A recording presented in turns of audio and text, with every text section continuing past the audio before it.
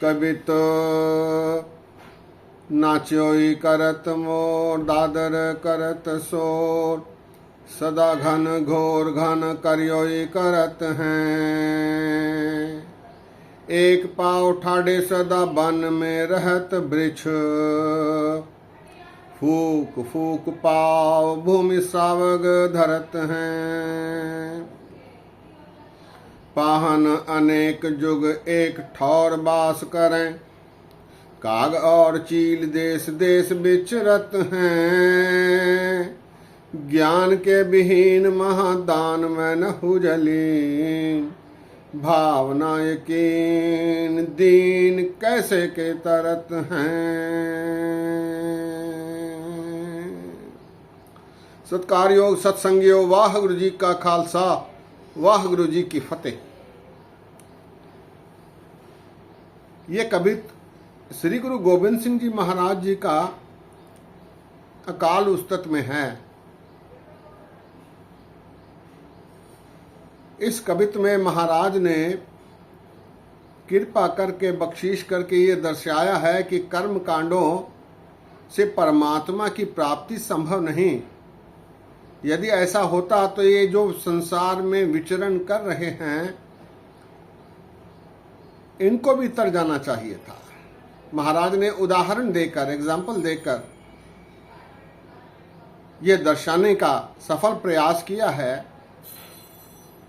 कि कर्म कांडों से परमात्मा प्राप्ति संभव नहीं। ये जो दिखावे के भेख धार कर लोग परमात्मा की अर्चना करने का ढोंग रचाते हैं, इनका निषेध महाराज ने किया है। ऐसा करते समय बड़े सुंदर ढंग से महाराज ने समझाने का प्रयत्न किया। कई उदाहरण, कई एग्जाम्पल पेश किए। बहुत सुंदर रचना है। ये छंद कवित्व के रूप में है। महाराज कहते हैं, नाच्योई करत मोर, दादर करत शोर, सदा घन घोर घन करियोई करत हैं। गुरु महाराज कहते हैं,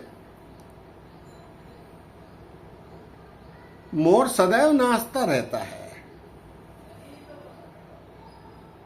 मेंढक सदा टर्राता रहता है, बादल हमेशा गड़गड़ाते रहते हैं। इनको तो मुक्ति नहीं मिल रही। कुछ हिंदू भाई राधे राधे करके नृत्य करते हुए कृष्ण को प्रसन्न करने के बारे में महाराज कहते हैं, नाच्योई करत मोर। नाचने से प्रभु प्राप्ति नहीं होती। दादर करत शोर, दादर कहते हैं मेंढक को, डड्डू को। मेंढक हमेशा टर्राता रहता है। संसार में कुछ मनुष्य जोर जोर से सिमरन करते हुए ये समझते हैं कि वो प्रभु को खुश कर देंगे। महाराज कहते हैं फिर तो मेंढक को भी तर जाना चाहिए। कुछ लोग जोर जोर से घंटे नगारे आदि बजा बजा कर प्रभु को खुश करके प्रभु की प्राप्ति करने का असफल प्रयास करते हैं। महाराज कहते हैं, नाच्योई करत मोर, दादर करत शोर, सदा घन घोर घन करियोई करत है। बादल हमेशा गड़गड़ाते रहते हैं, उनको तो नहीं मुक्ति मिलती। नाच्योई करत मोर, दादर करत शोर, सदा घन घोर घन करियोई करत हैं। ऐसे कर्म कांडों से प्रभु प्राप्ति संभव नहीं। आगे महाराज कहते हैं, एक पाव ठाडे सदा बन में रहत वृक्ष, फूक फूक पाव भूमि सावग धरत हैं। कुछ हठी ऐसे होते हैं, एक पैर पर खड़े रहकर सिमरन करते हैं और समझते हैं कि उन्होंने प्रभु को खुश कर दिया। महाराज कहते हैं, जंगल में वृक्ष सदैव एक ही पेड़ एक ही तने पर खड़े हैं, उनका तो उद्धार नहीं हुआ। एक पाव ठाड़े सदा वन में रहत वृक्ष, वृक्ष कहते हैं वृक्ष को, झाड़ को, पेड़ को, उनको तो मुक्ति नहीं मिली। एक पाव ठाड़े सदा वन में रहत वृक्ष, फूक फूक पाव भूमि श्रावक धरत हैं। सत्संगियों, जैन धर्म में कुछ ब्रह्मचारी होते हैं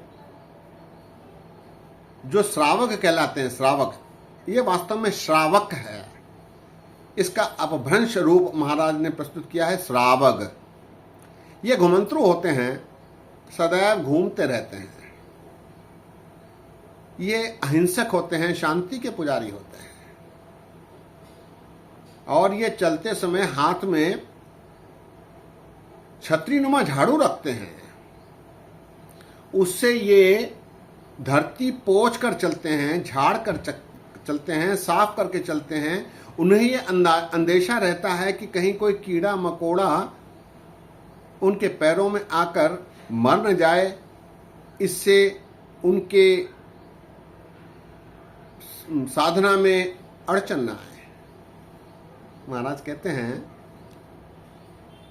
कि ऐसे अहिंसक शांति प्रिय श्रावक भी तर नहीं सकते, क्योंकि मनुष्य सांस लेता है। सांस लेते समय हजारों लाखों जीवाणु उसके शरीर में नाक के माध्यम से पहुंचते हैं, और वो नाक में जाने के बाद उनकी मृत्यु हो जाती है, मर जाते हैं। ये झाड़ पोंछ कर कीड़ों को हटाना ऐसे ही मूर्खता है, क्योंकि वो करोड़ों जीवों का नाश कर रहे हैं सांस लेते समय। फूक फूक पाव भूमि श्रावक धरत है, ऐसा करना भी कर्म कांड है, ऐसा महाराज कह रहे हैं। आगे महाराज कहते हैं, पाहन अनेक जुग एक ठौर बास करे, काग और चील देश देश विचरत हैं। कुछ लोग एक ही स्थान पर साधना करते हैं, कठिन साधना करते हैं, और वो समझते हैं कि वो प्रभु को खुश कर देंगे। महाराज कहते हैं फिर तो पत्थर को भी तर जाना चाहिए। पत्थर एक ही जगह कई जन्मों से, कई युगों से, शताब्दियों से, दशकों से एक ही स्थान पर बैठा है। पाहन अनेक युग, कई युगों से एक ठौर बास करे, एक ही जगह पर है। काग और चील देश देश विचरत हैं। कुछ ऐसे अनजाने होते हैं जो तीर्थ करके, 68 तीर्थ करके, अनेकानेक तीर्थ करके, गंगोत्री, यमुनोत्री, ऐसे तीर्थ करके, ये बीमारी हमें भी आई है। पूर्णमासी वाले दिन एक जगह जाकर स्नान करना, अमावस्या वाले दिन एक दिन जाकर स्नान करना, इससे मुक्ति नहीं मिलती, इससे प्रभु पसंद नहीं होते। महाराज कहते हैं, पाहन अनेक जुग एक ठौर बास करे, काग और चील देश देश विचरत हैं। कव्वे और ईगल, चील, गरुड़, ये देश देश फिरते रहते हैं। ये भी तो तीर्थ के समान है, फिर उनका तो उद्धार नहीं होता। महाराज कहते हैं, पाहन अनेक जुग एक ठौर बास करे, काग और चील देश देश विचरत हैं। ऐसा करने से मुक्ति नहीं मिलती। ज्ञान के विहीन महादान में न हुजे लीन, भावना यकीन दीन कैसे कह तरत हैं। ज्ञान के बिना, ज्ञान अर्थात सच्चे मन से परमात्मा को आराधना, सच्चे मन से प्रभु को याद करना, सच्चे मन से प्रभु के बताए हुए आचरण पर चलते हुए इस संसार में विचरण करना। हाथ पांव कर काम सब चीत निरंजन नाम, नामा कहे तिलोचना मुक्ते राम संभाल। ऐसी जिंदगी जीने से प्रभु प्रसन्न होते हैं और प्रभु की खुशियां प्राप्त होती हैं, ऐसा महाराज दर्शा रहे हैं। ज्ञान के विहीन महादान में न हुजे लीन, भावना यकीन दीन कैसे के तरत है। पूरी भावना से यकीन यदि परमात्मा पर नहीं लाओगे तो मुक्ति संभव नहीं। अनेक उदाहरण देकर गुरु गोविंद सिंह जी महाराज बख्शीश करके ये फरमा रहे हैं। कभी तो एक बार फिर नाच्योय करत मोर दादर करत शोर सदा घन घोर घन करियोय करत हैं, एक पाव ठाडे सदा बन में रहत भृछ, फूक फूक पाव भूमि श्रावग धरत हैं, पाहन अनेक जुग एक ठौर बास करें, काग और चील देश देश विचरत हैं, ज्ञान के विहीन महादान में न हुजलीन, भावना यकीन दीन कैसे के तरत हैं। गुरु गोविंद सिंह जी महाराज कृपा करके ये समझा रहे हैं कि भेक दिखावे कर्मकांड इनसे प्रभु प्रसन्न नहीं होते। साच कहो सुन ले हो सब, जिन प्रेम कियो तिन ही प्रभु पायो। प्रभु से प्रेम करना होगा, दिखावे वाला नहीं, एक पैर पर खड़े होकर नहीं, तीर्थ यात्राएं करने से नहीं, अनेक कर्मकांड करने पर भी प्रभु प्राप्ति संभव नहीं, ऐसा महाराज दर्शा रहे हैं। गुरु नानक देव जी महाराज ने आशा दीवार में ऐलानिया कह दिया है, सुच होवे ता सच पाइए। हम सुच्चे होने से वंचित रह गए हैं। हम केवल दिखावा करने में अपने आप को प्रवीण मान रहे हैं।